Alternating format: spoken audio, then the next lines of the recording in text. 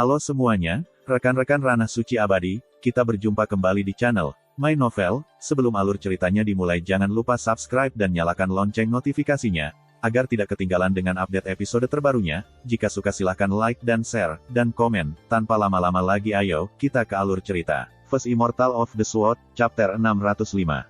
5 hari kemudian, hari ke-20 bulan lunar ke-11. Provinsi Kekaisaran Zhou besar, di luar ibu kota prefektur Cluedriver. Langit senja berwarna abu-abu, dan bulan sabit semerah darah.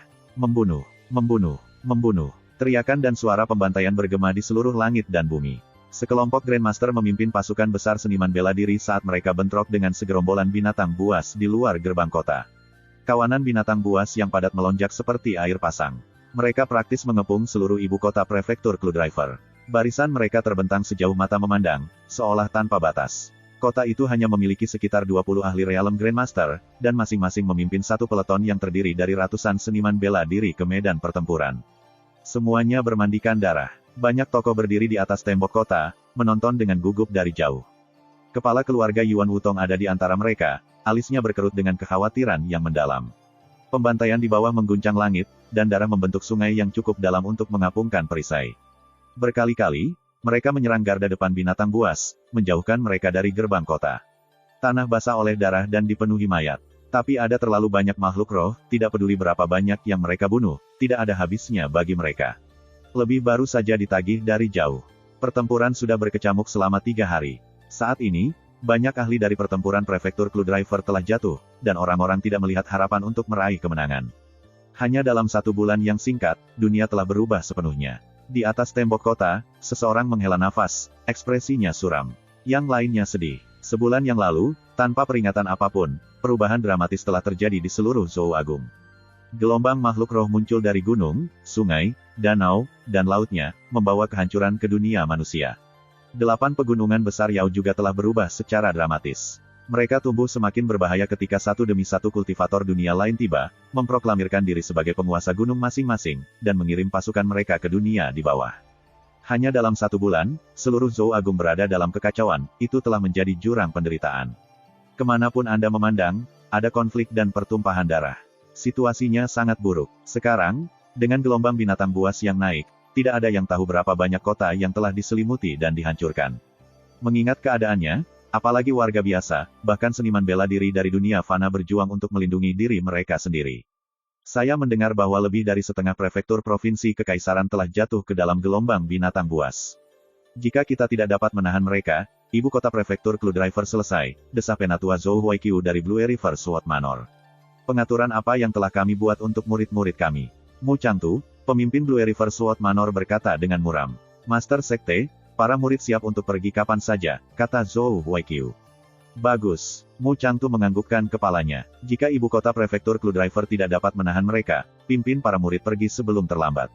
Bawa mereka ke ibu kota provinsi kekaisaran dan berlindung di Heaven's Origin Academy. Zhou Huaiqiu meringis. Sejak Master Istana Ning Xihua pergi, membawa banyak orang bersamanya, Heaven's Origin Academy telah seperti sekawanan naga tanpa pemimpin. Mereka juga menghadapi bencana di semua sisi akhir-akhir ini, saya khawatir situasi mereka tidak jauh lebih baik dari kita. Kelompok itu terdiam, dan hati mereka tenggelam. Akademi Asal Surga adalah salah satu dari 10 Akademi Agung Zhou Agung. Bahkan jika faksi sekuat itu menghadapi banyak bencana, mudah untuk membayangkan betapa menakutkannya kesulitan sekte dan klan yang lebih kecil di negara itu.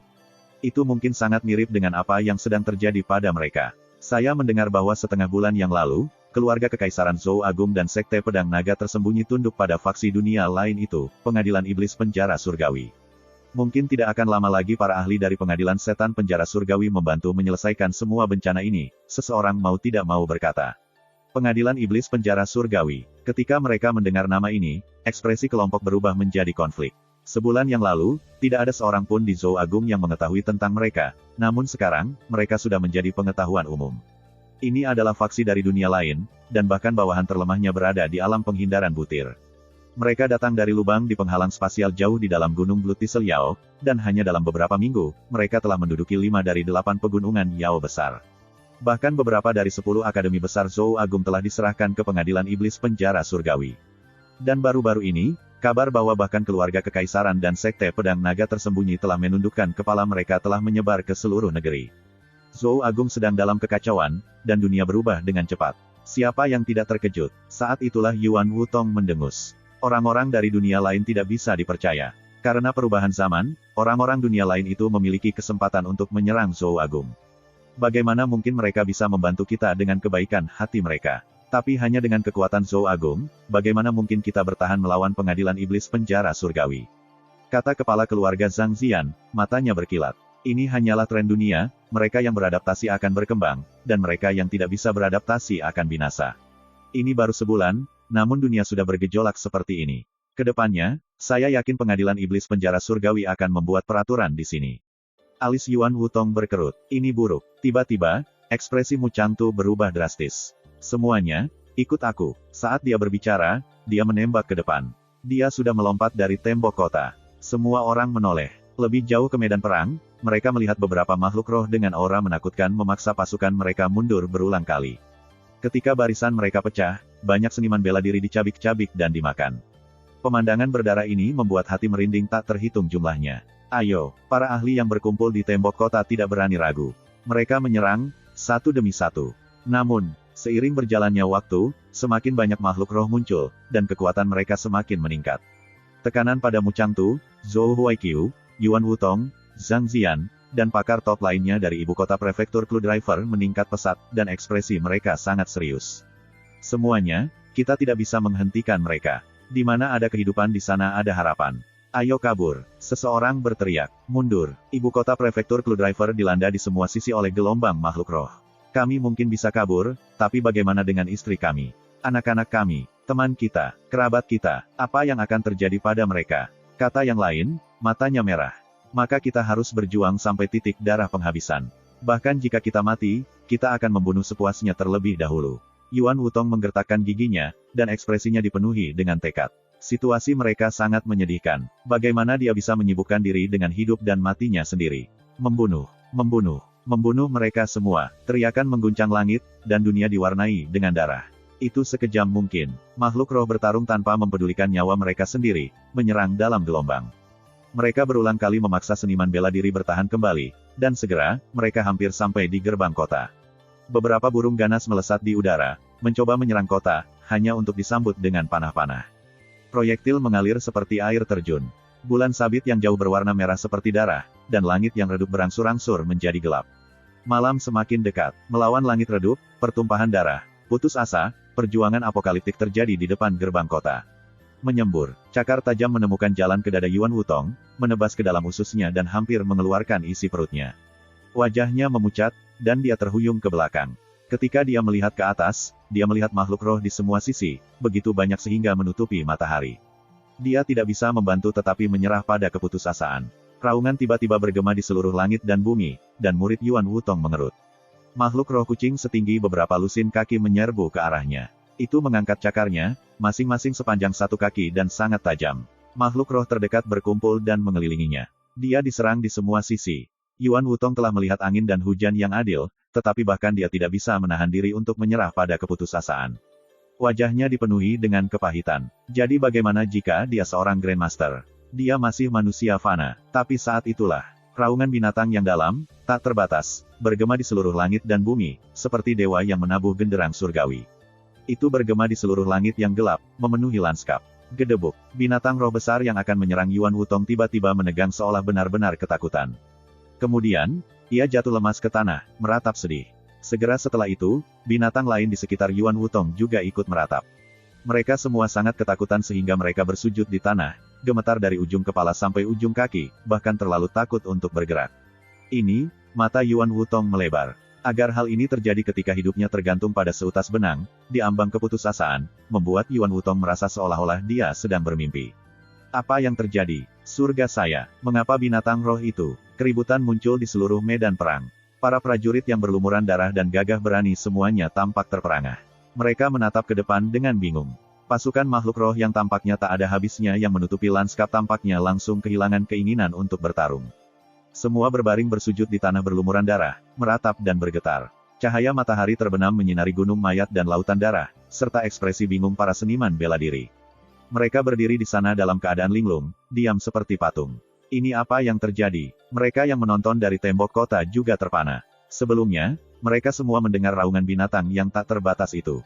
Setelah itu, mereka menyaksikan dari atas saat pasukan binatang buas yang tampaknya tak berujung jatuh, seperti gandum di depan sabit. Mereka semua sekarang bersujud di tanah. Cepat, lihat, seseorang tiba-tiba berteriak ketakutan, itu.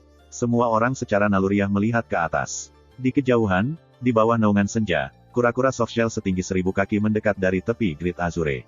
Anggota tubuhnya seperti pilar yang menopang gunung tubuhnya. Cahaya jingga dari matahari terbenam menyinari tubuhnya, memberinya kualitas halus seperti mimpi. Dimanapun itu berlalu, makhluk roh bergetar dan mundur dengan teror yang hina, membuka jalan. Gedebuk, gedebuk, gedebuk, bumi berguncang, dan aura menakutkan yang memancar dari kura-kura mengintimidasi semua orang yang hadir. Bahkan seniman bela diri yang jauh menahan napas, dan wajah mereka dipenuhi keheranan. Betapa menakutkannya Yao itu. Ada orang yang menungganginya. Seorang anak muda berteriak dari atas tembok kota, wajah mereka dipenuhi rasa tidak percaya. Ada gangguan di antara kerumunan saat semua orang melihat ke atas. Memang, ada beberapa sosok di atas punggung 1000 kaki kura-kura lunak itu. Seorang wanita cantik dan bermartabat. Seorang pria muda dengan jubah Taois berwarna kuning aprikot. Baik wanita maupun pria muda itu berdiri di samping seorang pria muda berbaju biru, yang tergeletak di kursi rotan. Di bawah cahaya matahari kota, mereka bertiga menunggangi punggung kura-kura cangkang lunak, dan 10.000 binatang bersujud di depan mereka. Pemandangan itu menjadi kejutan besar bagi setiap seniman bela diri yang hadir. Apakah itu Dewa Bumi? Yang paling disukai? Apakah itu berarti kita telah diselamatkan? Seniman bela diri yang tak terhitung jumlahnya merasa bingung dan bingung saat mereka menerima ini. Ketika dia melihat pemuda berjubah biru sedang berbaring di kursi anyaman di punggung kura-kura, rahang Yuan Wutong ternganga. Dia secara naluriah menggosok matanya, tampaknya tidak percaya. Itu, Te Tuan Su. First Immortal of the Sword, Chapter 606. Su Yi. Praktis secara bersamaan, Mu Changtu dari Blue River Sword Manor dan Penatua Zhou Huaiqiu membeku, terpaku di tempat. Kura-kura softshell tiba-tiba berhenti, dan Su Yi bangkit dari kursi anyamannya. Tatapannya tertuju pada Yuan Wutong. Kepala keluarga Yuan, lama tidak bertemu. Yuan Wutong adalah ayah Yuan Luoxi dan Luan Loyu, kepala keluarga Yuan. Mereka berkenalan selama masa Su Yi di ibu kota prefektur. Tuan Su, apakah ini benar-benar kamu? Wajah Yuan Wutong dipenuhi kegembiraan. Su Yi tersenyum, menyingkirkan kursi anyamannya, dan memimpin teman-temannya turun dari punggung kura-kura raksasa. Yuan Heng, aku akan menyerahkan tempat ini padamu. Kura-kura softshell tidak lain adalah Yuan Heng. Dia mengangguk mengiyakan. Iya Pak, kepala keluarga Yuan, saya baru saja kembali ke Zhou Agung. Dalam perjalanan saya ke sini, yang saya lihat hanyalah pemandangan yang rusak dan api suar. Mungkinkah kita memasuki kota untuk mengobrol? Yuan Wutong mengangguk berulang kali. Baiklah. Dengan itu, rombongan langsung melanjutkan ke ibu kota prefektur Cluedriver. Sementara itu, 10.000 hewan tetap bersujud dan gemetar. Mu Changtu, Zhou Huaiqiu, dan petinggi ibu kota prefektur Cluedriver lainnya semua menyaksikan Su Yi dan teman-temannya menghilang melalui gerbang kota. Hati mereka bergetar, dan waktu yang lama berlalu sebelum mereka sadar. Kura-kura softshell raksasa yaitu Yuan Heng menyapu pandangannya ke arah makhluk roh yang tak terhitung jumlahnya yang berbaring bersujud di hadapannya. Mulai hari ini, tidak ada dari kalian yang boleh mendekati kota ini. Jika tidak, yang tinggi ini akan menghancurkan rumah Anda di bawah kakinya. Enyahlah. Suara rendahnya bergemuruh seperti guntur, bergema di seluruh langit dan bumi. Binatang roh bersujud bereaksi seolah-olah mereka telah menerima pengampunan kekaisaran. Semua berbalik dan melarikan diri dengan panik. Hanya dalam beberapa kedipan mata, mereka menghilang di cakrawala. Area di sekitar ibu kota prefektur Cluedriver sekarang kosong kecuali mayat dan kumpulan darah yang ditinggalkan binatang buas. Suara mendesing. Yuan Heng kembali ke wujud manusianya. Kemudian, tanpa melirik seniman bela diri manusia yang kebingungan, dia berjalan melewati gerbang kota. Apakah pemuda itu benar-benar Su Yi? Setelah beberapa saat, Penatua Zhou Huaiqiu dari Blue River Sword Manor bergumam linglung. Siapa selain guru kekaisaran Zhou Agung yang bisa memiliki sikap yang luar biasa? Kata pemimpin sekte Mu Changtu sambil mendesah dan ekspresi bingung di wajahnya. Su Yi, dia pernah menjadi murid teratas dari sekte luar Blue River Sword Manor, tetapi ketika dia kehilangan kultivasinya, sekte sebelumnya menendangnya ke tepi jalan, dan dia menjadi menantu laki-laki dari keluarga Wen kota Guangling. Siapa yang mengira bahwa setelah 1 tahun tidak aktif, pemuda yang lumpuh itu akan meraih kemenangan yang mengejutkan di perjamuan Gerbang Naga. Hari itu menandai pendakian cepat pemuda itu, awal dari jalur kultivasinya yang legendaris. Hanya dalam beberapa bulan, ia menjadi guru kekaisaran Zhou Agung, seorang tokoh rumah tangga, dan jenius paling mempesona dari generasi muda bangsa. Di pesta teh Gunung Barat Provinsi Kekaisaran, dia menebas sekelompok ahli, seorang diri mengambil alih situasi. Di langit di atas ibu kota Giok, dia menekan kepala keluarga Su dan menghancurkan naga tak dikenal dari keluarga Kekaisaran Zhou Agung. Di Wei Besar, dia dan pedangnya memaksa Sekte Roda Bulan, faksi teratas bangsa, untuk menundukkan kepalanya dalam kekalahan. Kisah pencapaian legendaris ini masih beredar di seluruh Zhou Agung. Siapa yang mungkin bisa melupakannya? Bukankah dia dikabarkan telah meninggalkan Zhou Agung sejak lama? Bukankah dia pergi jauh-jauh ke Gritsia yang sangat jauh? Kepala keluarga Zhang Zian bertanya dengan bingung. Di awal bulan ke-7, Su Yi menghilang dari Zhou Agung, seolah-olah dia menguap ke udara tipis. Tidak ada kabar tentang dia sejak itu. Siapa sangka sosok legendaris ini akan kembali, muncul di hadapan ibu kota prefektur Clue Driver seperti dewa. Dia kembali, dan sepertinya dia bahkan lebih kuat dari sebelumnya. Mu Changtu berkata dengan serius. Kura-kura softshell, dengan satu raungan, menekan pasukan monster roh yang sangat besar, dengan mudah menyelamatkan ibu kota prefektur dari bencana. Tingkat kekuatan menakutkan apa yang diwakilinya. Namun kura-kura itu hanyalah tunggangan Su Yi. Dari sini, mudah ditebak bahwa setelah beberapa bulan berlalu, Su Yi menjadi sangat kuat. Ayo sapa Su Mu Changtu berhenti sejenak, lalu berkata, Yang Mulia Su Yi. Ketika Zhou Huaiqiu mendengar pemimpin sektenya mengubah cara dia menyebut Su Yi, dia merasa sedikit linglung.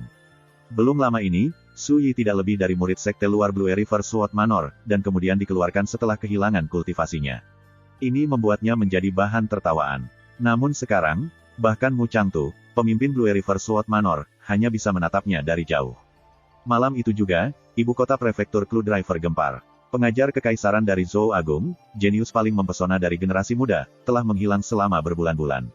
Ketika dia muncul kembali, kekuatan tunggangannya saja sudah cukup untuk menekan seluruh pasukan makhluk roh, mengakhiri pertempuran yang telah berkecamuk selama 3 hari berturut-turut dan menyelamatkan kota. Berita ini menyebar ke setiap sudut kota dengan kecepatan yang mengejutkan, menyebabkan seruan dan teriakan kegirangan yang tak terhitung jumlahnya. Lantai 9 House of Prosperity, Istana Gunung dan Sungai. Ketika dia duduk di ruangan yang akrab ini, Su Yi merasa sedih. Dia mengingat kembali saat terakhirnya di sini, ketika dia dan Huang Qianjun meninggalkan kota Guangling. Pada malam pertama mereka di ibu kota prefektur Clue Driver, dia mengundang saudara kandung Feng Xiaofeng dan Feng Xiaoran ke House of Prosperity untuk makan. Menggunakan token giok ungu yang diberikan Xiao Tianqui kepadanya, dia membawa mereka ke Istana Gunung dan Sungai di lantai 9. Dia juga telah membunuh beberapa orang di sini. Memikirkan kembali hari-hari itu sekarang, bagaimana mungkin Su Yi tidak emosional. Ruang makan benar-benar terang, dan pesta mewah ditata di seberang meja. Yuan Wutong, Mu Changtu, Zhou Huaiqiu, Zhou Zian, dan pakar top lainnya dari ibu kota prefektur duduk di satu sisi. Setiap kali mereka melirik Su Yi, ekspresi mereka dipenuhi dengan rasa hormat yang tidak dapat disembunyikan. Kamu mengatakan bahwa semua perubahan pada Zhou Agung terjadi dalam sebulan terakhir. Su Yi berkata sambil berpikir. Itu benar, Yuan Wutong buru-buru mengangguk. Selain dari gelombang binatang buas, banyak pembudidaya dunia lain telah menyerbu. Tidak ada keraguan bahwa faksi dunia lain terkuat saat ini adalah Pengadilan Iblis Penjara Surgawi. Pengadilan Iblis Penjara Surgawi. Alis Su Yi terangkat. Untuk beberapa alasan, nama itu tampak familiar. Tak lama kemudian, dia ingat, Chu Xiu, yang dirasuki, berasal dari Pengadilan Iblis Penjara Langit Benua Suandu. Dia memiliki kultivasi realem manifestasi spiritual, dan dia menyempurnakan beberapa boneka iblis sebagai avatar. Jauh di dalam lautan roh kacau, di reruntuhan rumah pedang dewa, Su Yi telah menebang salah satunya.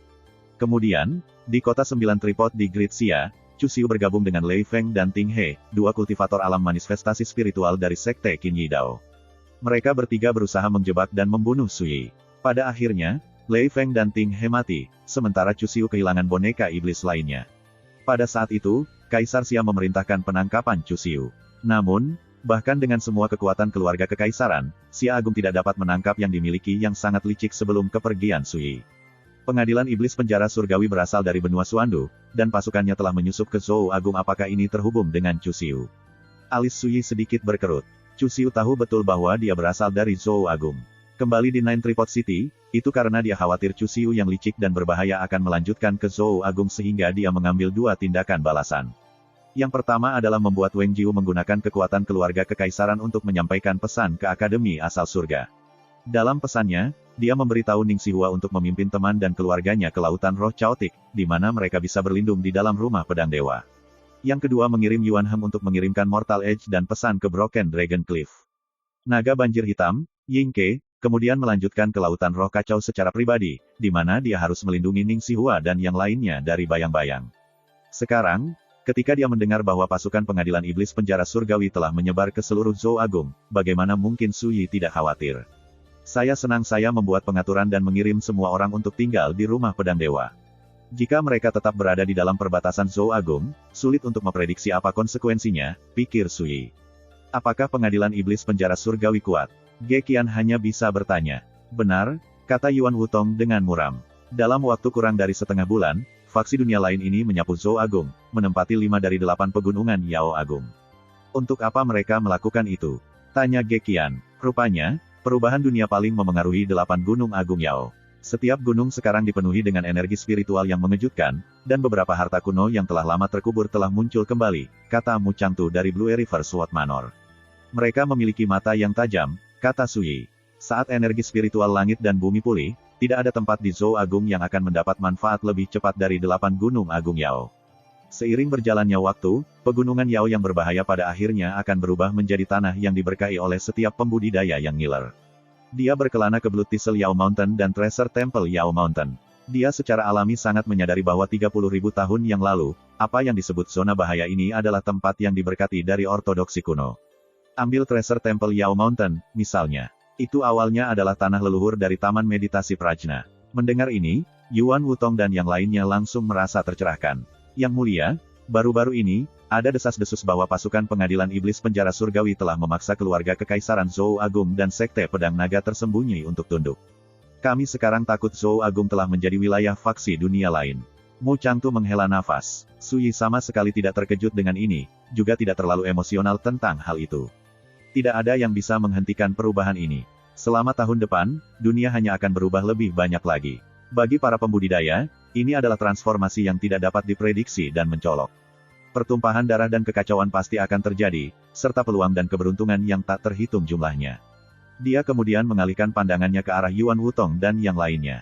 Misalnya, kalian semua telah terjebak di 4 alam marsial Dao selama bertahun-tahun. Tanpa keberuntungan, Anda tidak mungkin memasuki alam penghindaran butir dalam hidup ini. Hati Grandmaster bergetar, dan mereka tenggelam dalam perenungan. Setelah mengobrol lebih lama, Su Yi bangkit dan pergi. Terlalu banyak yang berubah di Zou Agung selama sebulan terakhir. Ada berbagai macam rumor yang beredar. Dengan kemampuan dan latar belakang Yuan Wutong dan yang lainnya, sulit untuk mempelajari kebenaran tentang apa yang terjadi di Zou Agung. Mereka secara alami tidak bisa memberi Su Yi banyak cara kecerdasan yang berharga. Pada saat mereka meninggalkan House of Prosperity, hari sudah gelap. Jalan-jalan di kota metropolitan yang dulunya makmur dan ramai ini semuanya sepi. Beberapa pejalan kaki yang tersisa semuanya sedang terburu-buru. Tidak ada keraguan bahwa 3 hari gelombang binatang buas yang menyerang telah memberikan pukulan besar ke ibu kota prefektur. Ini membuat Su Yi tidak lagi ingin berjalan-jalan di jalan-jalan kota, jadi dia memutuskan untuk pergi malam itu juga. Saat Su Yi sedang mempertimbangkan apakah akan langsung menuju ke kota Guangling atau tidak, dia merasakan sesuatu. Dia berbalik dan melihat lebih jauh ke jalan-jalan kota yang gelap. Seorang lelaki tua berjubah hitam berdiri di sana, memegang spanduk pemikat jiwa. Saat Su Yi menoleh, lelaki tua itu mengangkat kepalanya. Bibirnya yang pecah-pecah melengkung menjadi seringai menyeramkan, dan matanya yang keruh bersinar dengan cahaya hijau yang menakutkan. First Immortal of the Sword, Chapter 607. Saat mata hijau tua berjubah hitam itu terfokus pada Su Yi, jejak jiwa yang aneh dan menyeramkan menghantam lautan kesadaran Su Yi. Seorang kultivator istana asal berani menggunakan seni jiwa untuk menyergapku. Tatapan Su Yi tak terduga. Ledakan. Saat kekuatan indera ketuhanannya beredar, jejak jiwanya meledak seperti mesin kertas. Menyembur. Tetua berjubah hitam itu batuk darah, dan jiwanya kesakitan. Dia tampak kehilangan ketenangannya. Ini buruk. Dia berbalik untuk melarikan diri, hanya agar Su Yi muncul di depannya, entah dari mana. Dia mengulurkan tangannya dan mencengkeram leher pria berbaju hitam itu, mengangkatnya tinggi-tinggi seolah-olah dia adalah seekor ayam. Perkembangan ini membuat Ge Qian, Yuan Heng, dan Bai Wenxing tertegun. Sepertinya aku tidak mengenalmu, kata Su Yi. Mengapa kamu menyerangku? Penatua berjubah hitam di hadapannya berada di Origin Palace Realm tahap tengah, dan aura yang memancar darinya menyeramkan dan ganas. Dia kemungkinan besar mempraktikkan warisan iblis. Namun, Su Yi tidak mengenalinya sama sekali. Pria berbaju hitam itu meronta seperti orang gila, tetapi tidak berhasil. Namun, saat mendengar pertanyaan Su Yi, dia tampak tenang. Rekan Taois, sepertinya ini semua hanya salah paham. Sebuah kesalahpahaman. Su Yi mengangkat alisnya, senyum tipis di wajahnya. Pria berbaju hitam itu berkata dengan kecepatan tinggi, benar. Sebelumnya, saya hanya menguji air. Aku ingin melihat seberapa mampu kamu. Dia baru saja mengatakan ini ketika Sui mengerahkan kekuatan melalui jari-jari yang melingkari lehernya. Sangat menyakitkan sehingga semuanya menjadi gelap, dan dia hampir kehilangan kesadaran. Cepat, tahan tanganmu, jerit sesepuh berjubah hitam. Saya Diakon Lu Zeng dari Pengadilan Iblis Penjara Surgawi. Jika kamu membunuhku, bencana pasti akan menimpamu. Pengadilan Iblis Penjara Surgawi. Saat mereka mendengar ini, ekspresi Yuan Wutong, Mu Changtu, dan yang lainnya berubah. Faksi menakutkan dari dunia lain ini telah lama menyapu Zhou Agung, naik ke puncak. Memang, seperti yang kupikirkan. Su Yi tampak tercerahkan. Dia sudah lama menyadari bahwa lelaki tua berjubah hitam itu mempraktekkan warisan iblis, dan dia menduga bahwa dia kemungkinan besar terhubung ke Pengadilan Iblis Penjara Surgawi. Kamu tahu, jadi mengapa kamu tidak melepaskanku? Bentak pria yang menyebut dirinya Lu Zeng.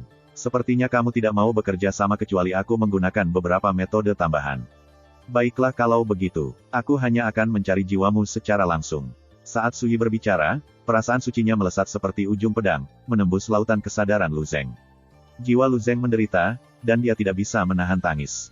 Namun, beberapa saat kemudian, Su Yi menarik perasaan ilahi dan berseru, jika Anda dari Pengadilan Setan Penjara Surgawi, mengapa mereka menempatkan pembatasan jiwa di dalam diri Anda? Pembatasan jiwa adalah seni rahasia yang sangat tirani. Ketika jiwa mereka yang terkena dampak dicari, pembatasan jiwa akan meledak, menghancurkan jiwa mereka sepenuhnya. Itulah sebabnya Su Yi segera menarik akal ilahinya. Wajah Lu Zeng pucat, metode Su Yi membuatnya takut. Ekspresinya berubah, dan dia berkata, itu bukan rahasia, dan tidak ada alasan aku tidak bisa memberitahumu. Setiap ahli Pengadilan Iblis Penjara Surgawi yang memasuki benua Azure memiliki segel serupa di jiwa mereka. Ini untuk mencegah musuh mencari jiwa kita dan menemukan warisan sekte dan rahasia inti kita. Su Yi mengangguk. Metode seperti itu biasa terjadi di sekte setan. Bahkan ortodoksi Taois, Buddha, dan Konfusianisme top kuno akan memberikan harta pelindung jiwa kepada murid-murid mereka. Dengan begitu, jika seseorang mencoba mencari jiwanya, mereka dapat mempertahankan diri dan menetralisir ancaman tersebut. Aku akan memberimu pilihan. Jika Anda menjawab pertanyaan saya akan membiarkan Anda mati dengan cepat. Kalau tidak, saya akan membiarkan Anda mengalami arti sebenarnya dari ungkapan, kehidupan yang lebih buruk daripada kematian, kata Su Yi dengan tenang. Bahkan jika dia tidak dapat mencari jiwa lelaki tua itu, dia masih memiliki metode untuk mendapatkan jawaban yang dia inginkan darinya. Apa yang ingin kamu ketahui, rekan Taois? Lu Zeng bertanya, mengapa kamu menyergapku malam ini? Tanya Su Yi. Lu Zeng tampak berkonflik. Kau menghancurkan rencanaku. Saya tidak mau menerimanya, saya tentu saja menginginkan penjelasan. Su Yi tercengang, tapi kemudian, dia sepertinya mengerti. Kamu mengendalikan gelombang binatang buas yang mengelilingi kota selama 3 hari terakhir. Itu benar, Lu Zeng mengangguk. Untuk apa kamu melakukan itu? Lu Zeng terdiam, dan ekspresinya berubah tak menentu. Itu melibatkan rahasia Pengadilan Iblis Penjara Surgawi. Bahkan jika kamu membunuhku, jangan pernah berpikir untuk mendapatkan jawaban apapun dariku. Oh, kata Su Yi. Dia mengulurkan tangan, meraih spanduk pemanggil jiwa Lu Zeng, dan memeriksanya. Energi berdarah dan mengerikan di dalamnya hampir terlihat, dan bau darah menusuk lubang hidungnya, membuatnya ingin muntah. Kamu sedang mengumpulkan tepung darah, kata Su Yi. Keningnya berkerut jijik. Kamu ingin menggunakan esensi darah dari massa sebagai makanan untuk memurnikan harta setan, atau mungkin, untuk memurnikan roh darah. Apakah saya benar? Lu Zeng menegang, dan matanya melebar karena terkejut. Di seluruh Zhou Agung, Yao merajalela, dan api suar memenuhi langit. Jelas ada sesuatu yang tidak biasa terjadi. Lagi pula, jika binatang buas itu gila, mereka pasti gila karena suatu alasan, kata Su Yi. Sekarang tampaknya Pengadilan Iblis Penjara Surgawi Anda menyebabkan pasang surut binatang buas dari balik layar. Dahi Lu Zeng berkeringat dingin, dan dia menatap pemuda berjubah biru di depannya dengan tak percaya, bibirnya bergetar. Dia sepertinya ingin mengatakan sesuatu, tetapi pada akhirnya, dia menahan diri. Tatapan Su Yi jauh dan sulit dipahami saat dia menatap Lu Zeng. Jika saya tidak salah, Anda melakukan ini untuk melatih pasukan roh darah untuk membantu Anda memperluas wilayah Anda lebih jauh ke benua Azure. Ketika dia mendengar ini, Lu Zeng tidak bisa menahan diri untuk tidak berteriak, bagaimana kamu tahu? Begitu kata-kata itu keluar dari mulutnya, dia menyadari bahwa dia telah tergelincir, dan ekspresinya menjadi sangat tidak sedap dipandang. Tatapan Su Yi benar-benar menghina. Hanya ortodoksi demonis kelas 2 yang akan menggunakan trik-trik kecil yang picik, kejam, dan berbahaya. Anda mungkin bisa menipu seniman bela diri biasa di dunia, tapi bagaimana mungkin Anda bisa membodohi saya? Dia berhenti, lalu melanjutkan, pasukanmu menyeberang lebih dari setengah bulan yang lalu. Jika seperti yang saya harapkan, jumlah Anda terbatas. Kalau tidak perlu menggunakan cara yang merendahkan dan tercela untuk mengumpulkan pasukan roh darah untuk memperluas kekuatan Anda. Benua Azure masih di bawah pengaruh larangan kegelapan kuno, yang belum menghilang.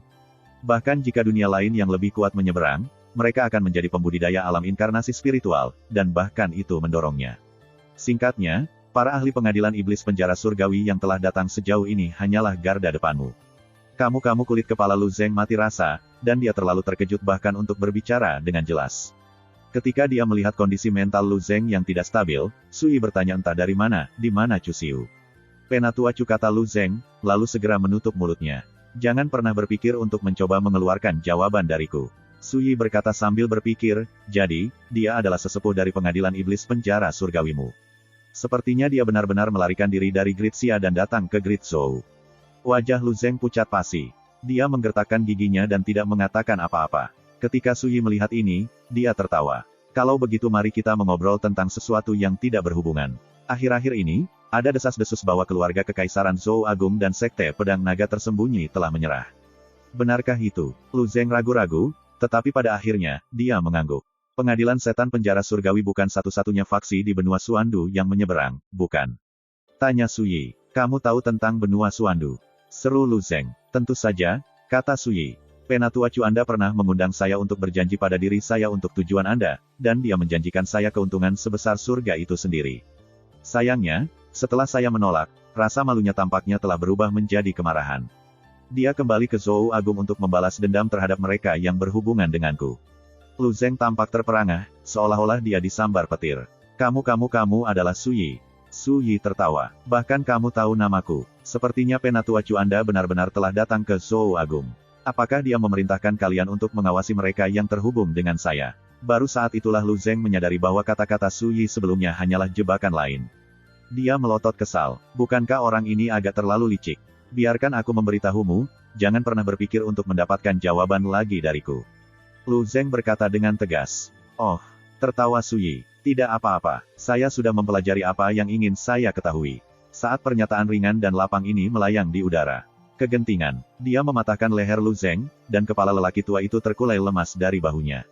Keheranan dan kebingungan tertulis di seluruh wajahnya. Sepertinya dia tidak berani percaya bahwa Sui, yang beberapa saat sebelumnya tampak begitu damai, akan menyerang pembunuhan entah dari mana. Ketika kematian datang untuknya, dia sama sekali tidak siap. Di kejauhan, Yuan Heng, Ge Qian, dan Bai Wenxing melihat ini, tetapi mereka sudah terbiasa, dan mereka tetap tenang. Namun, Yuan Wutong, Mu Changtu, dan yang lainnya tercengang. Mereka adalah Grandmaster Martial Dao. Bahkan yang terkuat dari mereka, Mu Changtu, baru saja menyentuh ambang level leluhur bela diri Xiantian. Lu Zeng adalah anggota pengadilan iblis penjara surgawi yang sudah lama memasuki Dao asal, Dewa Bumi. Ketika mereka melihat Sui mencengkeram lehernya seperti ayam, lalu membunuhnya dengan mudah, dapat dimengerti bahwa mereka terguncang. Ketika dia melihat reaksi mereka, Yuan Heng hanya bisa menghela nafas pada dirinya sendiri. Zhou Agung benar-benar terlalu jauh di belakang. Tidak heran Great Xia melihatnya sebagai daerah terpencil kecil. Di Great Xia, tidak ada yang akan terkejut melihat guru membunuh seorang kultivator setan istana asal belaka. Jika ada, mereka akan menuduhnya menindas yang lemah. Bagaimanapun, dia telah mampu membunuh kultivator tingkat lanjut dari alam manifestasi spiritual untuk sementara waktu sekarang. Saya senang saya memiliki kesempatan untuk meninggalkan Zhou Agung bersamanya dan melihat seberapa besar dunia ini. Selanjutnya, dengan bimbingan guru, basis kultivasi saya telah mengalami transformasi berulang kali. Dia adalah alasan saya mencapai pencapaian saya saat ini di Grand Dao.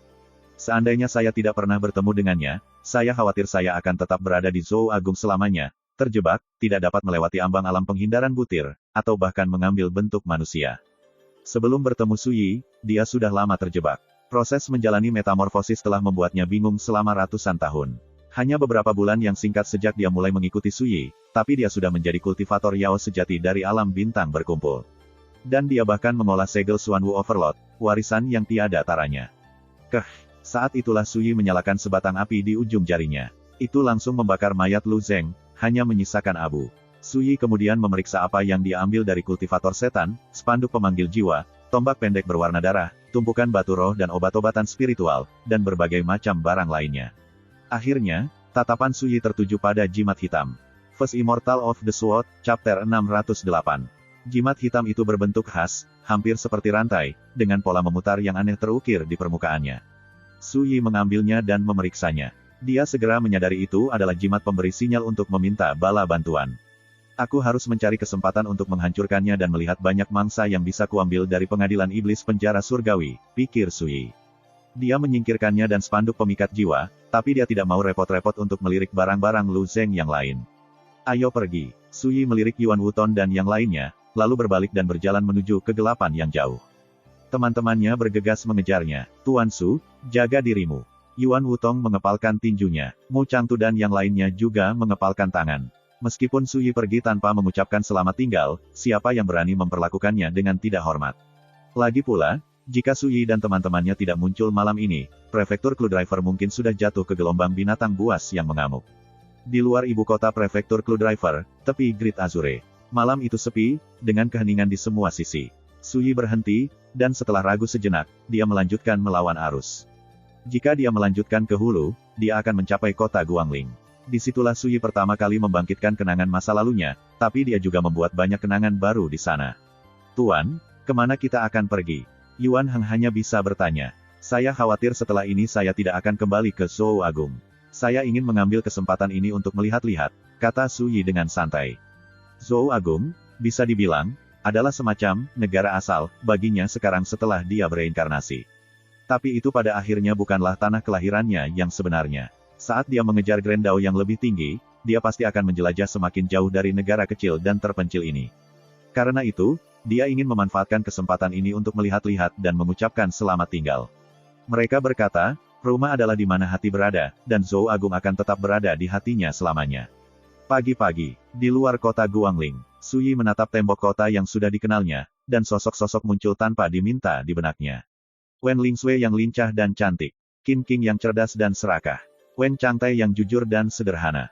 Janda yang memerintah dengan tangan besi. Selain mereka, ada Tuan Kota Fusan, Komandan Ni Beihu, Kepala Keluarga Huan Yunchong, Huang Qianjun, Ni Teng.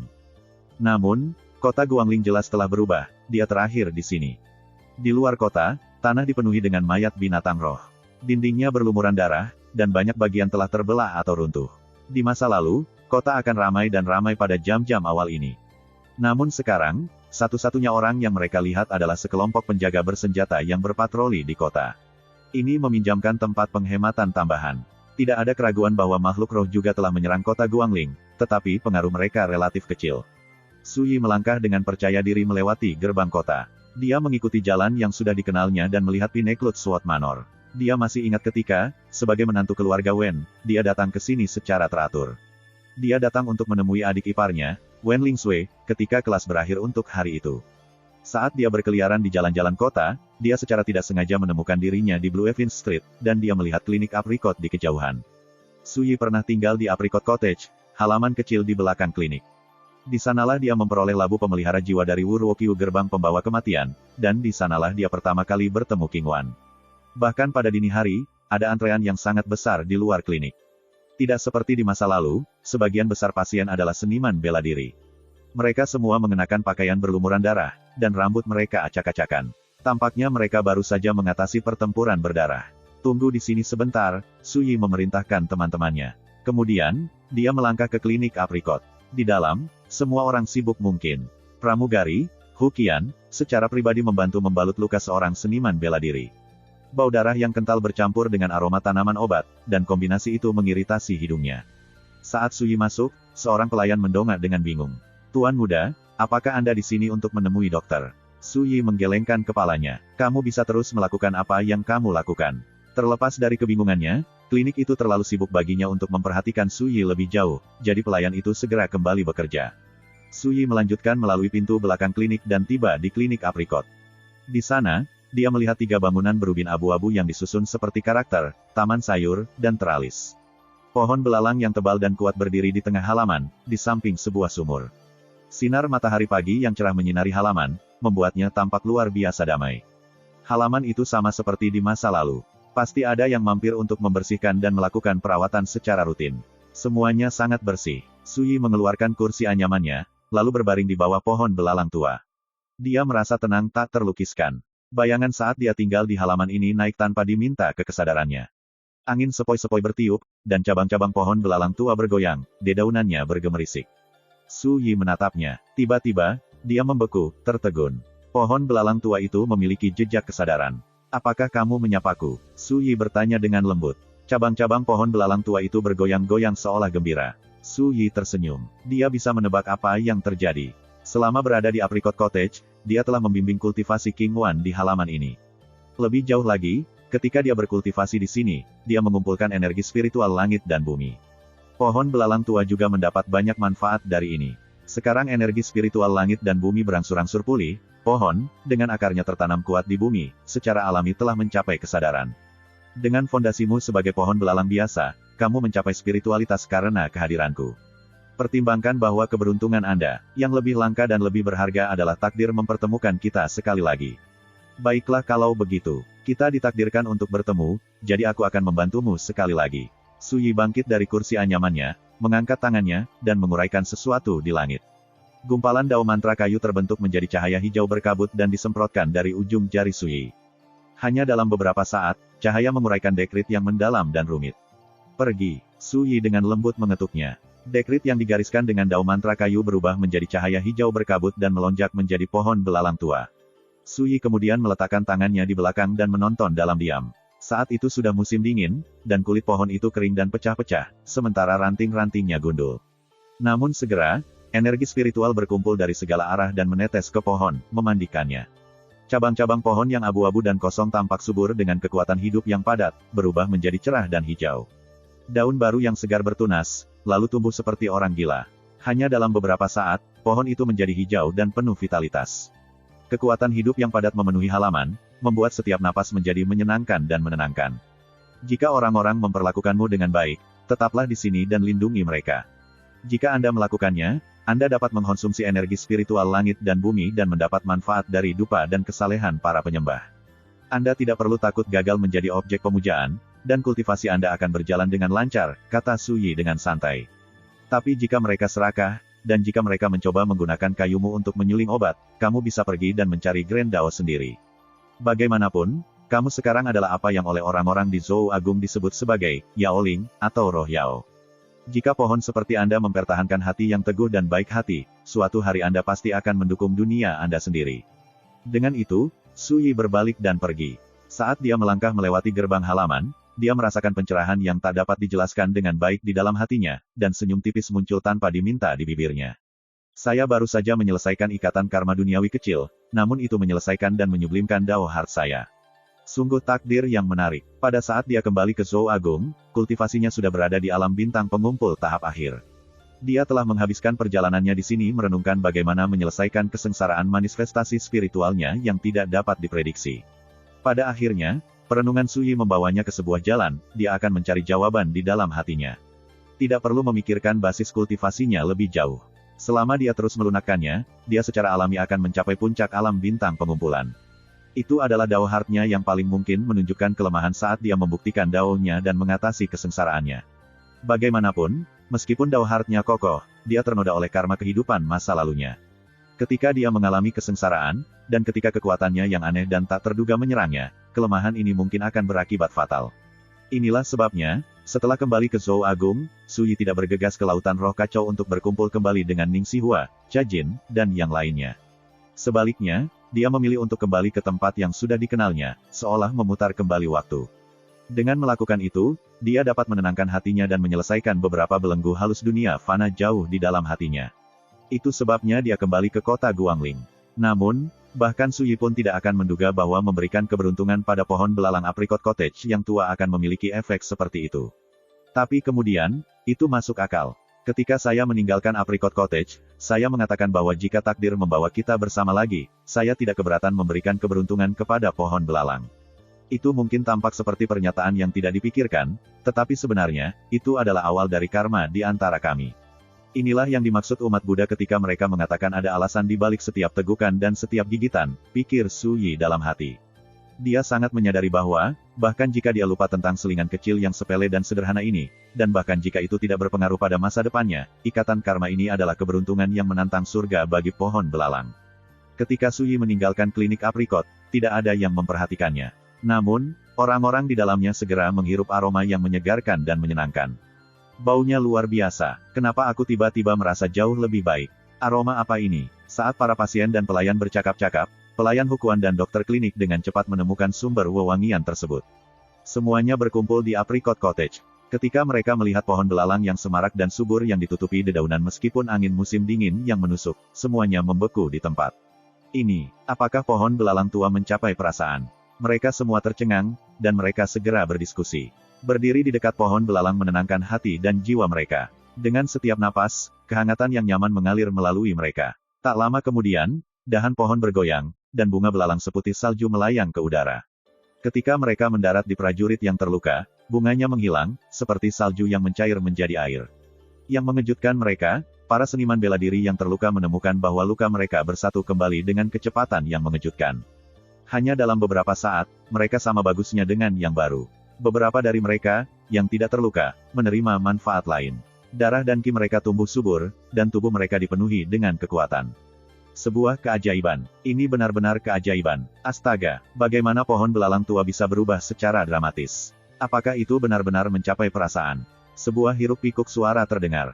Beberapa seniman bela diri sangat bersemangat sehingga mereka berlutut dengan rasa terima kasih, dan mereka memanggil pohon belalang tua dengan hormat sebagai roh pohon terhormat.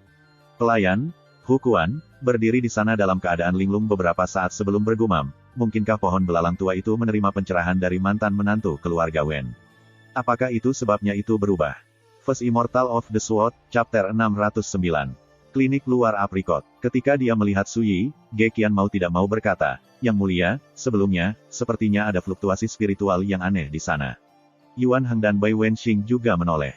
Mereka semua merasakan perubahan di dalam Apricot Cottage. Saya membantu pohon belalang tua mencapai spiritualitas, menyelesaikan ikatan karma, kata Suyi dengan santai.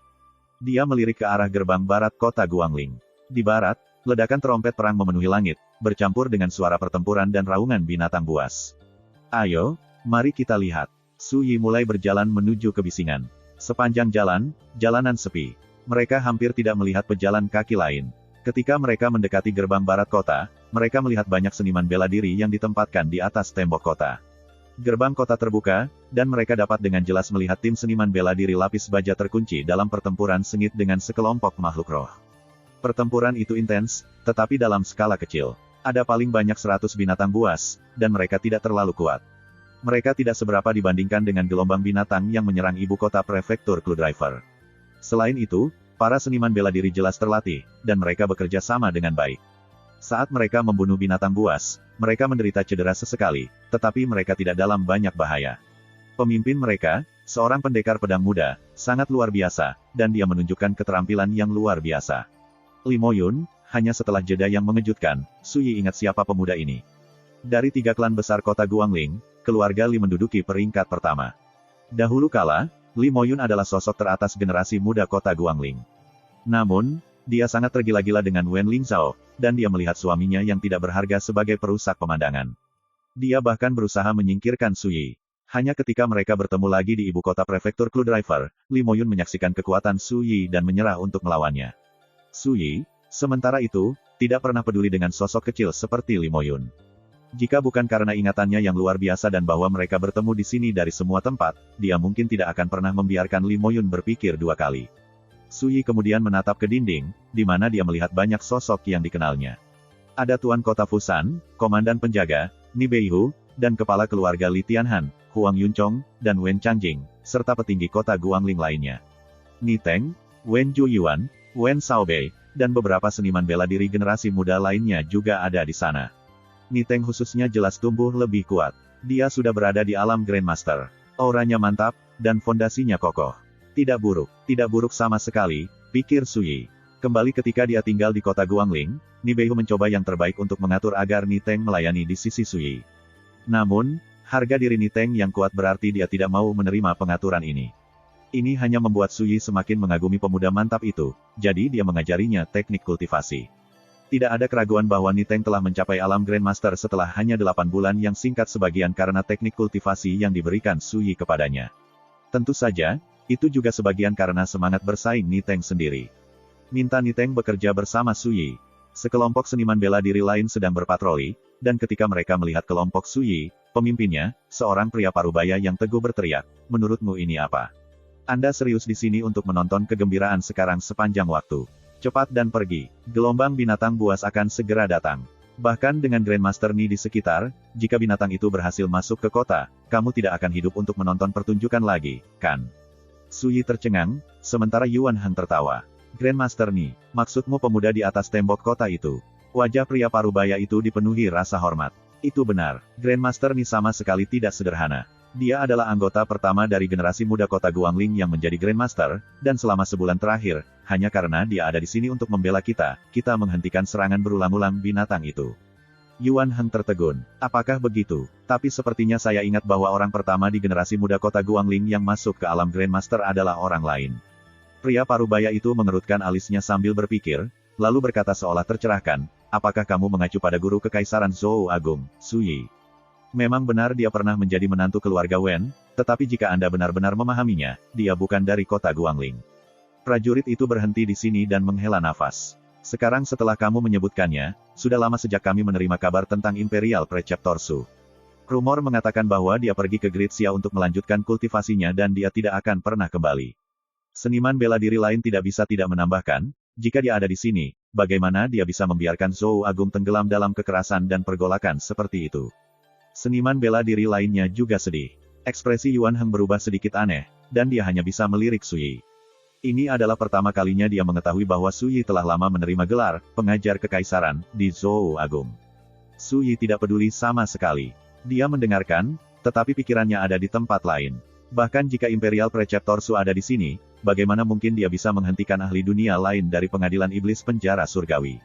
Saya mendengar bahwa baru-baru ini, bahkan keluarga kekaisaran dan sekte pedang naga tersembunyi menyerah kepada mereka.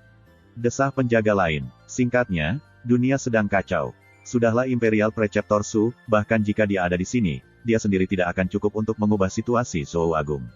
Deklarasi ini membuat Yuan Heng mengerutkan alisnya. Tapi saat itulah raungan binatang bergema dari luar gerbang, mengguncang langit. Segera setelah itu, bumi berguncang, tanah bergemuruh seperti guntur, seolah-olah puluhan ribu tentara sedang menuju ke arah mereka. Ekspresi pria parubaya yang tegap itu berubah, dan dia mendesak, gelombang kedua gelombang buas telah tiba. Saudara-saudara, ikutlah dengan saya untuk mempertahankan kota. Dan kamu, jangan hanya berdiri di sana. Cepat dan pergi. Dengan itu, dia dan pasukannya menerobos gerbang kota dengan kecepatan tinggi. Apakah seseorang dari pengadilan iblis penjara surgawi juga berada di balik gelombang binatang buas ini? Su Yi mengerutkan alisnya dan berjalan mendekat. Teman-temannya mengikuti tak lama kemudian. Sedangkan di luar kota, ribuan binatang buas menyapu kota dari jauh, lolongan mereka menggetarkan langit. Ketika mereka melihat ini, kelompok yang menonton dari atas tembok kota tersentak, dan ekspresi mereka berubah secara dramatis. Kehebatan pasang surut binatang itu jauh melampaui imajinasi mereka. Apa yang kita lakukan? Kepala keluarga Wen Changjing memucat, dan lututnya bergetar. Fu San, Li Tianhan, Huang Yunchong, dan yang lainnya juga terlihat sangat khawatir. Kota Guangling hanyalah satu kota kecil di prefektur Clue Driver. Bahkan jika mereka menjumlahkan setiap seniman bela diri di kota, hanya ada sekitar 1000 dari mereka, dan sebagian besar berada di tingkat pertama dan terendah dari 4 alam marsial Dao, alam peredaran darah. Pakar terkuat mereka adalah seorang Grandmaster, tetapi mereka hanya memiliki satu, Ni Teng. Mengingat keadaannya, ketika binatang buas yang jauh menyerang, itu tidak mungkin untuk mempertahankan gerbang mereka. Ketika garis pertahanan mereka pecah, monster roh yang berkerumun akan memandikan kota Guangling dengan darah. Kota itu pasti akan jatuh. Mau bagaimana lagi, sekte, teman, dan kerabat kami semuanya ada di dalam kota. Jika kita mundur, mereka akan hancur, kata Ni Teng dengan muram. Oleh karena itu, kita tidak bisa mundur apapun yang terjadi. Dia berbicara dengan tegas dan dengan keyakinan penuh. Itu benar, saya setuju dengan Ni Teng. Li Moyun juga datang. Dia baru saja mengatasi pertempuran brutal, dan dia berlumuran darah. Auranya dingin dan mengesankan. Baiklah, sudah beres. Ni Beihu mengangguk setuju. Para petinggi lainnya agak ragu-ragu, tetapi ketika mereka melihat ini, mereka hanya bisa mengertakkan gigi dan setuju. Inti masalahnya adalah perkiraan mereka tidak akurat. Mereka bahkan tidak pernah mempertimbangkan kemungkinan bahwa gelombang binatang itu akan sangat menakutkan. Seandainya mereka tahu, mereka mungkin memiliki kesempatan untuk mengevakuasi penduduk kota. Namun, jelas sudah terlambat untuk itu. Ledakan, ledakan, ledakan. Tentara binatang semakin dekat dan dekat. Ganas, mengaduk Yaoki memenuhi udara, menutupi sinar matahari. Bumi bergetar di bawah kaki mereka, seperti gemuruh guntur yang rendah. Jajaran binatang itu meluas sejauh mata memandang. Momentum mereka sendiri membuat para seniman bela diri yang ditempatkan di sini gemetar ketakutan, dan mereka terlihat menyerah pada keputusasaan. Bagaimana kita harus melawan itu? Pemandangan itu merupakan pukulan besar bagi moral mereka. Ini benar bahkan untuk Niteng, Limoyun, dan yang lainnya bertekad untuk berjuang sampai titik darah penghabisan. Ekspresi mereka lebih serius dari sebelumnya. Saat itulah kepala keluarga Wen yang mulia dan terhormat, Wen Changjing, terhuyung-huyung dan hampir jatuh. Yang mengejutkan, kakinya berubah menjadi jeli. Namun, tidak ada yang mengolok-oloknya. Suasana di atas tembok kota begitu mencekik dan penuh keputusasaan sehingga mereka merasa tercekik. Niteng mengatupkan bibirnya, menarik napas dalam-dalam, dan mengangkat tombaknya. Ekspresinya berubah tenang dan ditentukan. Limoyun berdiri di sampingnya. Dia menyapu debu dari pakaiannya dan diam-diam mengepalkan pedangnya, matanya bersinar dengan tekad. Saat itulah seseorang menguning, "Apa yang kalian lakukan di sini? Apakah Anda tidak waras?" Pria pendukung yang menemui Suyi di dekat gerbang tampak sangat marah. Saat dia melihat kelompok itu mendekat, dia menggertakkan giginya. Dia telah melihat kecerobohan, tetapi dia belum pernah melihat orang yang begitu bertekad untuk membuang nyawa mereka. Niteng dan yang lainnya secara naluriah melihat ke atas, dan ketika mereka melihat pemuda yang tenang dan transenden berbaju biru, mata mereka membelalak tak percaya. "Tuan Su, Tuan Kota Fusan tidak bisa menahan tangis." Tuan Su, apakah itu benar-benar kamu?" Tanya Nibeihu dengan suara gemetar, wajahnya penuh semangat. "Hahaha, Tuan Su kembali, kami diselamatkan." Huang Yuncong tertawa terbahak-bahak. Li Tianhan, Wen Changjing, dan para petinggi kota Guangling lainnya membelalak. Ekspresi mereka penuh dengan ketidakpastian. Mereka secara alami mengenali Suyi juga. Tetapi karena berbagai dendam di masa lalu, ketika mereka melihat Suyi, mereka merasa lebih kagum dan takut daripada senang. "Tuan Su," kata Niteng dengan bingung, ekspresinya bingung. Dia memiliki watak yang stabil, jadi ini adalah kehilangan ketenangan yang jarang terjadi. Saat Limoyun melihat Suyi, dia juga tertegun. Kemudian, ekspresinya menjadi bertentangan, dan dia menundukkan kepalanya dalam diam. Guru Su, pria parubaya yang teguh dan para prajurit yang menemaninya terperangah. Siapa Guru Su? Mengapa dia membuat para ahli terkemuka kehilangan ketenangan mereka? Suyi tidak memedulikan semua ini. Dia baru saja tiba di atas tembok kota tanpa peduli. Dia memindai wajah-wajah yang dikenalnya, lalu menatap Niteng. "Kamu benar-benar punya beberapa potensi." Niteng adalah seorang Grandmaster, dan dia selalu berusaha bersikap keras, tetapi ketika dia mendengar ini, pinggiran matanya memerah. Jantungnya bergetar, dan dia mengepalkan tinjunya. "Tuan Su, saya tidak akan pernah melupakan apa yang telah Anda ajarkan kepada saya. Dan di sini saya ingat Anda mengatakan Anda melihat saya sebagai anggota dari generasi yang sama dan bahwa Anda tidak akan pernah menundukkan kepala di hadapan saya. Anda seorang Grandmaster sekarang, jadi mengapa Anda menjadi begitu sopan?" Suyi tidak bisa membantu tetapi menggodanya.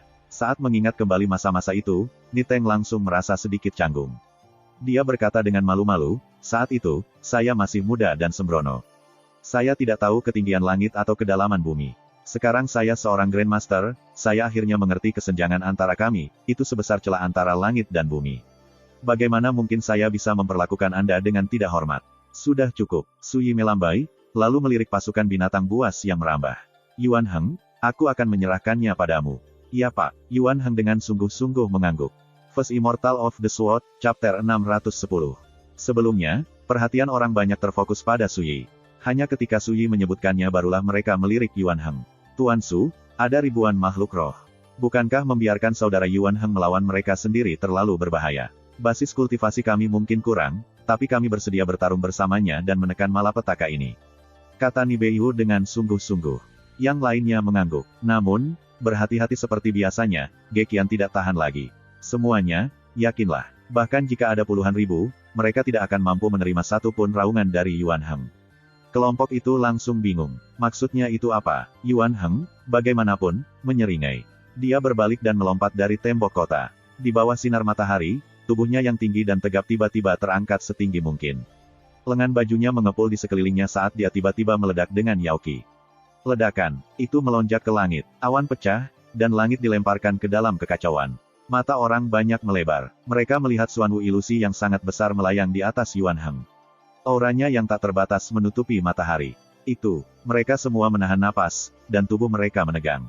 Kehadiran yang menakutkan itu membuat setiap seniman bela diri yang hadir gemetar seolah-olah mereka sedang menyaksikan turunnya Dewa Yao. Bagaimanapun, mereka hanyalah seniman bela diri fana. Bahkan yang terkuat dari mereka, Ni Teng, hanyalah seorang Grandmaster. Tidak mungkin aura Yuan Heng tidak mempengaruhi mereka. Bai Wenxing mengangkat tangannya yang cantik, dan cahaya perak berkabut samar mengalir di sekitar mereka. Para seniman bela diri langsung santai, dan mereka merasa hangat dan nyaman. Fu San, Ni Beihu, dan yang lainnya mau tak mau menatap Bai Wenxing dengan heran. Mereka menyadari bahwa wanita cantik dan bermartabat ini juga merupakan eksistensi yang sangat menakutkan. Cepat, lihat, surgaku! Teriakan kaget terdengar di dekat gerbang kota. Mereka menyaksikan, di kejauhan, pasukan besar makhluk roh jatuh lemas ke tanah, meratap dengan sedih dan gemetar tak terkendali. Tidak ada yang tetap berdiri. Sangat kuat, Ni Teng tampak bingung. Tanpa banyak menyerang, dia hanya mengandalkan Yaoqi yang menakutkan dan mengerikan untuk menekan seluruh gelombang binatang buas.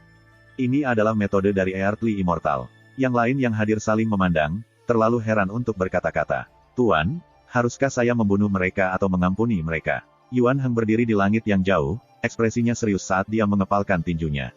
Usir saja mereka, kata Suyi. Yuan Heng mengangguk setuju. Matanya berkilat, dan suaranya menggelegar seperti guntur musim semi. Kenapa kamu masih di sini? Setiap kata seperti gemuruh rendah awan badai, suara memenuhi pemandangan. Makhluk roh yang jauh bereaksi seolah-olah mereka telah menerima pengampunan kekaisaran. Semuanya bubar. Mereka tiba dengan cepat, dan melarikan diri lebih cepat lagi. Sudah berakhir begitu saja. Lama berlalu sebelum warga kota Guangling pulih dari linglung. Yuan Heng, sementara itu, menarik auranya, lalu kembali ke tembok kota dan berdiri di samping Suyi, tampak sesederhana dan tulus seperti sebelumnya. Namun, cara orang lain memandangnya telah berubah total. Tatapan mereka sekarang membawa rasa hormat yang dalam. Dengan auranya sendiri, dia mengejar segerombolan binatang buas. Sepengetahuan mereka, bahkan Dewa Bumi tidak memiliki kekuatan yang luar biasa. Namun keberadaan yang mengerikan itu tunduk pada Suyi, seperti seorang pelayan. Kesadaran ini membuat hati para seniman bela diri bergejolak dengan emosi. Mereka tidak bisa tidak bertanya-tanya, hanya, seberapa kuat Suyi. Tunggu di sini sebentar, saya akan melakukan perjalanan singkat ke Mother Ghost Ridge, kata Suyi. Dengan itu, dia melesat ke udara, kabur menjadi busur cahaya dan menghilang di balik cakrawala. Yuan Heng, Ge Qian, dan Bai Wenxing langsung menyadari bahwa kemungkinan besar dia telah menemukan sesuatu. Fu San berjalan ke arah mereka dan dengan hormat mencoba memulai percakapan. Beranikah saya meminta nama Anda, Yang Mulia? Di atas langit, jubah Suyi berkibar, dan lengan bajunya berkibar. Dia bisa melihat perairan Great Azure yang tak terbatas, bergolak, dan terus mengalir. Tak lama kemudian, dia melihat rumpun murbei tumbuh di sepanjang tepi sungai. Dia masih mengingatnya. Tak lama setelah memulihkan ingatannya di kota Guangling, dia pergi bertualang ke hutan murbei setiap pagi untuk berlatih teknik pemurnian tubuh pinus dan derek. Di sanalah dia bertemu dengan Xiao Tianque dan Xiao Zijin. Sama seperti yang saya pikirkan. Hutan telah berubah. Energi spiritual jauh lebih padat daripada di tempat lain, pikir Suyi. Sebenarnya, hutan murbei telah diberkati oleh Feng Shui sejak lama. Kekuatan gunung dan sungai berkumpul di sini, memberikannya sedikit spiritualitas. Itulah mengapa Suyi memilih untuk berkultivasi di sana. Sekarang, ketika energi spiritual langit dan bumi berangsur pulih, hutan murbei yang tumbuh di sepanjang Great Azure tampak lebih seperti tanah yang berharga daripada sebelumnya. Tentu saja, Mother Ghost Ridge telah banyak berubah. Saat Suyi terbang, mengendalikan angin, dia melihat Mother Ghost Ridge di kejauhan.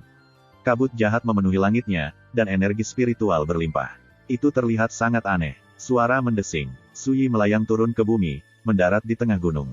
Sebuah kuil rusak berdiri di sini. Patung utamanya adalah bodhisattva batu berbintik-bintik yang menghadap jauh dari dunia.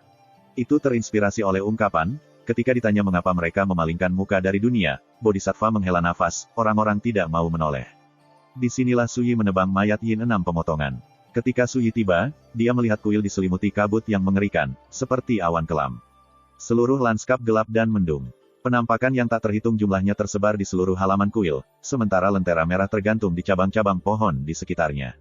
Api mereka adalah warna hijau yang tidak wajar, dan mereka bergoyang tanpa henti di dalam kabut yang sangat buruk. Suyi melirik mereka, lalu melanjutkan. Kemanapun dia lewat, kabut surut seolah menakutkan, membuka jalan baginya. Ketika Suyi baru saja akan mencapai gerbang utama, pohon-pohon yang dipenuhi lentera bergetar hebat. Suara bisikan terpancar dari dalam setiap lentera. Seseorang datang. Hihi, jadi, ini pria kecil yang tampan.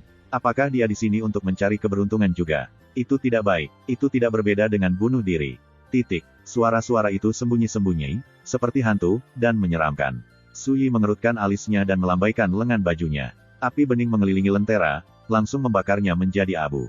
Mereka menghilang, dan suara-suara itu menghilang bersama mereka. Langit dan bumi langsung menjadi tenang. Su Yi melanjutkan, ketika dia memasuki kuil, dia melihat seorang pemuda duduk tegak di halamannya yang ditumbuhi tanaman, di samping sumur batu kuno. Dia berpakaian putih, dan dia memegang pancing bambu. Dia telah melemparkan pancingnya ke dalam sumur, dan dia tampak seperti sedang berkonsentrasi. Ketika Su Yi masuk, pemuda berjubah putih itu tidak mengangkat kepalanya. Teman, apakah kamu di sini untuk mencari peruntungan atau untuk berburu Yao dan memusnahkan hantu? Harap tunggu sebentar. Suaranya lembut, rendah, dan agak feminin. Su Yi meletakkan tangannya di belakang punggungnya, berjalan ke sumur, dan mengintip ke kedalamannya. Beberapa saat kemudian, dia mengalihkan pandangannya dan berkata, dengan metode seperti itu, kamu tidak akan bisa menangkap Moon Spirit Fish. Pemuda berjubah putih itu tercengang, dan dia menatap Su Yi untuk pertama kalinya. Ciri-cirinya tampan, kulitnya cerah, dan matanya setenang sumur kuno. Saat matanya bergerak, pusaran air tampak berputar perlahan di dalam pupilnya, pemandangan yang mengesankan. Menarik, sobat, kamu hanya di alam Gathering Stars, namun kamu benar-benar tahu tentang Moon Spirit Fish. Jangan bilang apakah kamu murid dari ortodoksi kuno. Pemuda berjubah putih itu bertanya dengan penuh minat. Aku tidak, kata Su Yi. Dia mengamati daerah sekitarnya, lalu berkata, bagaimana denganmu? Apakah Anda monster yang baru terbangun dari zaman kuno? Atau seorang kultivator dari dunia lain? Kedalaman tatapan pemuda berjubah putih itu bersinar dengan kebingungan. Setelah beberapa saat, dia menggelengkan kepalanya. Aku tidak ingat. Alis Su Yi terangkat. Amnesia, mungkin tidak sesederhana itu, kata pemuda berjubah putih itu, memikirkannya dengan serius. Saya masih ingat banyak tentang kultivasi, dan saya tahu nama saya, King Luo. King, dengan warna biru, dan Luo, dengan warna Tian Luo Profound Bird. Oh, alis Su Yi terangkat. Jadi maksudmu sebagian dari ingatanmu telah terhapus. Atau mungkin disegel. King Luo menghela nafas. Itu akan menjadi tebakanku juga, tapi aku belum menemukan cara untuk membuka segelnya. Su Yi memandang pemuda berjubah putih itu dari atas ke bawah.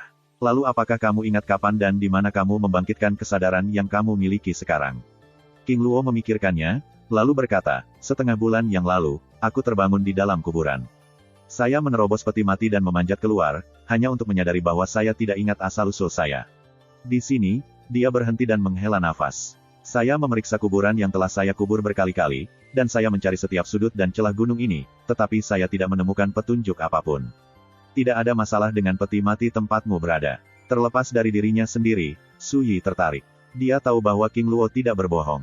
Tidak ada, kata King Luo. Itu adalah peti mati yang sangat biasa, dengan tikar jerami yang lapuk sebagai bantalan. Saya menggunakan metode rahasia untuk menentukan bahwa kuburan itu dikuburkan 300 tahun yang lalu. Tidak ada penanda kuburan, itu tampak seperti kuburan acak, tak bertanda, soliter, jenis yang mungkin Anda temukan di mana saja.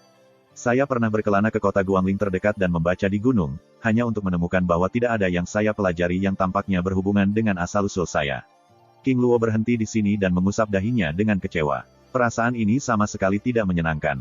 Su Yi berpikir sejenak, lalu warisan seperti apa yang kamu kembangkan? Ini adalah warisan kultivator Yao rahasia, kata King Luo. Dia jelas cukup terbuka, itu melemahkan jiwa, bisa dibilang itu teknik gabungan, campuran Yao dan kultivasi jiwa. Namun, saya telah memastikan bahwa saya adalah manusia berdarah murni, bukan Yao. Tidak ada yang aneh dengan tubuhku, dan tidak mungkin aku dirasuki. Secara alami, aku juga tidak terbentuk dari hantu pengembara. Su Yi semakin penasaran. Meskipun pemuda berjubah putih di hadapannya telah kehilangan ingatannya, dia memahami kultivasi seperti punggung tangannya. Pengetahuannya jauh melebihi pembudidaya dunia. Bisakah Anda menunjukkan kepada saya kemampuan Anda? Su Yi bertanya. Pemuda berjubah putih itu berhenti, lalu tertawa. Mari kita lewati. Aku sudah cukup mengerti. Ini sudah cukup bagus. Paling tidak, saya tidak khawatir. Saya hanya akan mempertimbangkannya tembakan kedua dalam hidup. Itu tidak buruk sama sekali. Dia menggeliat, lalu menatap kubah surga. Dunia yang dikenal sebagai benua Azure akan mengalami transformasi dramatis. Energi spiritual langit dan bumi pulih, hari demi hari. Tak lama kemudian, benua itu mungkin akan menyambut zaman keemasan. Dia memalingkan muka, tatapannya bersemangat saat dia berkata dengan lembut, tidak ada kesempatan yang lebih baik untukku. Bahkan membuktikan dao saya dan menjadi seorang kaisar berada dalam ranah kemungkinan. Saat mendengar ini, alis Su Yi melengkung. Ini adalah pertama kalinya sejak reinkarnasinya bahwa ada orang yang mendiskusikan, membuktikan dao mereka, dan menjadi kaisar dengan begitu santai. Bagi rekan-rekan pencinta My Novel, mohon dukungan, tekan like dan subscribe, agar Mimin tambah semangat lagi. Terima kasih.